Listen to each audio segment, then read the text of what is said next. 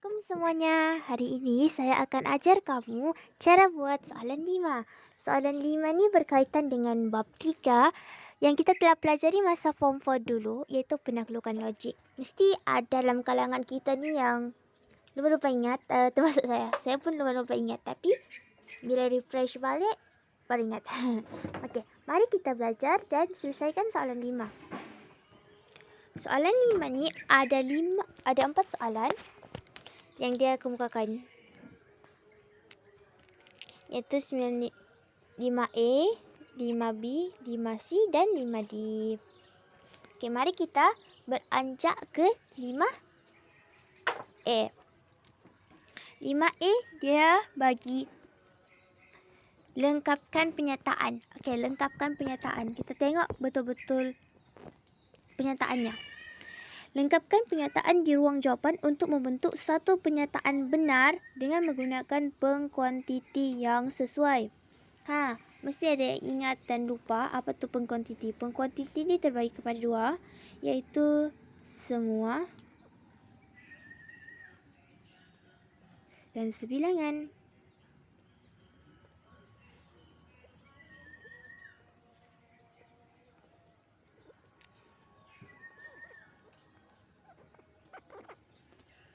Semua dan sebilangan.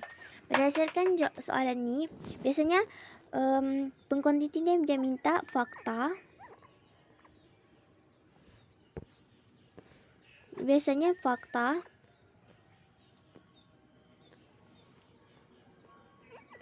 atau penyataan.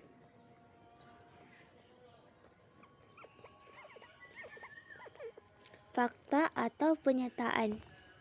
Okey, mari kita lihat soalannya. Soalannya tanda ruang kosong. Gandaan 9 ialah nombor ganjil. Gandaan 9 ialah nombor ganjil. Gandaan 9 ni ialah nombor ganjil.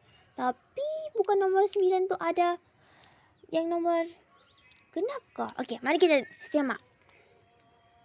Okey, 9, 18, 27, 36.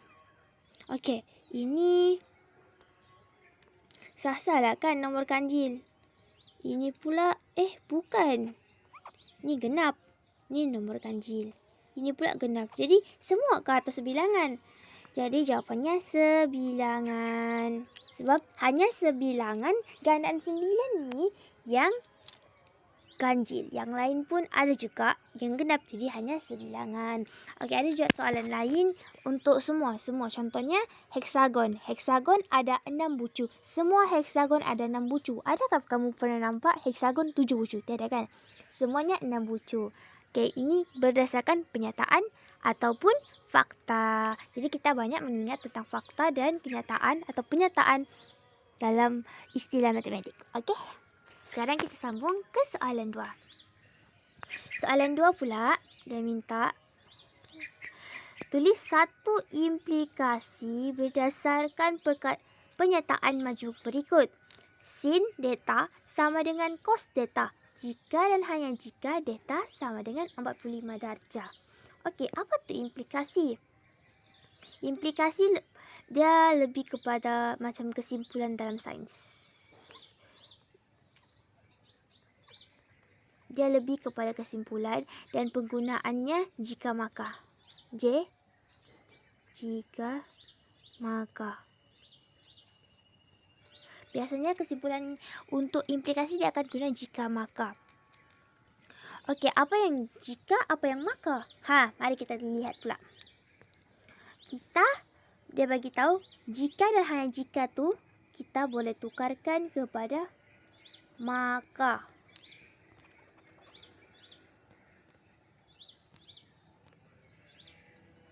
Jika dan hanya jika ni kita boleh tulis kepada maka. Dia macam mana pula ayatnya? Dia senang je sebenarnya. Cuma agak mengelirukan lah. Tapi bila kita jumpa jika dan hanya jika, kita boleh tukarkan terus kepada maka. Jadi jawapannya begini. Sin data, jika sin data ialah cos data, maka data sama dengan 45 darjah. Itu saja untuk jawapan bagi 5B. Sekarang kita beranjak kepada 5C. 5C dia bagi tahu untuk premis 2. Premis 2 untuk melengkapkan hujah berikut. Ini hujah dibagi tahu. Hujah berikut. Kita tengok premis 1. Jika X tolak Y lebih besar daripada kosong, maka X lebih besar daripada Y. Tapi premis 2 kan tiada. Kita beranjak kepada kesimpulan. Kesimpulan X tolak Y lebih kecil dari kosong. Tapi di premis 1 kan jika X tolak Y lebih besar daripada kosong, maka X lebih besar daripada Y. Bermaksud apa? Di premis 2 ni kita boleh letak jika. Kita tidak perlu letak jika, tapi kita boleh terus letak X. Kita boleh terus letak X ni. Tengok, lebih kecil ke lebih besar? Lebih kecil daripada Y. Dia berkaitan dengan ini, tapi kita tengok juga kesimpulan.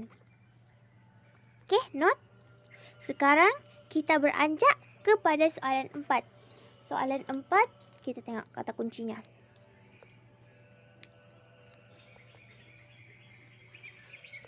Soalan 4, kata kunci soalan 4.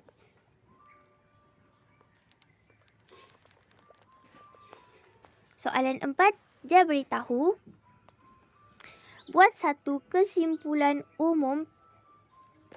Lama terlampu terang pula. Sekejap ya. Kesimpulan umum secara aruhan bagi urutan nombor 3, 14, 6, 33, 60 dan seterusnya yang mengikut pola berikut. Okey, kita tengok polanya.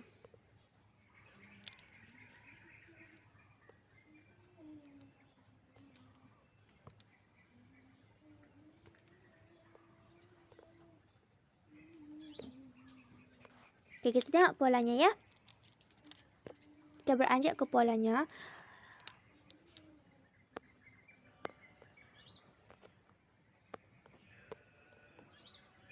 Polanya dia bagi tahu 3 sama dengan 4 darab 1 tolak 1. Dan seterusnya 14 sama dengan 4 dalam kurungan 4 darab 4 tolak 2. Nampak daripada jawapan dan urutannya pun kita boleh agak. Yang sebelah ni adalah punca kuasa 2. Iaitu daripada ini semua ni kita sudah boleh agak. Ini mesti berkaitan dengan kuasa 2. 2 kuasa 2. N kuasa 2.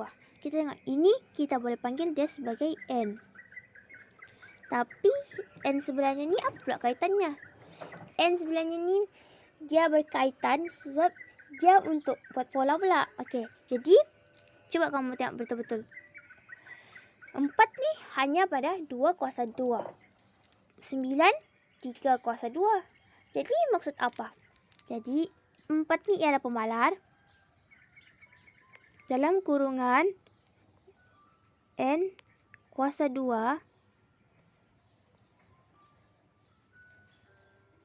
tolak N. Sebab N ni sama daripada nombor. Dia berkaitan, saling berkaitan. Jadi macam tu. Jadi inilah jawapannya. Okey. Itu sahaja daripada saya. Sekian, terima kasih. Harap dapat membantu kamu untuk menjawab dalam exam ataupun soalan ini, soalan seterusnya. Itu sahaja. Sekian, terima kasih. Assalamualaikum dan salam sejahtera.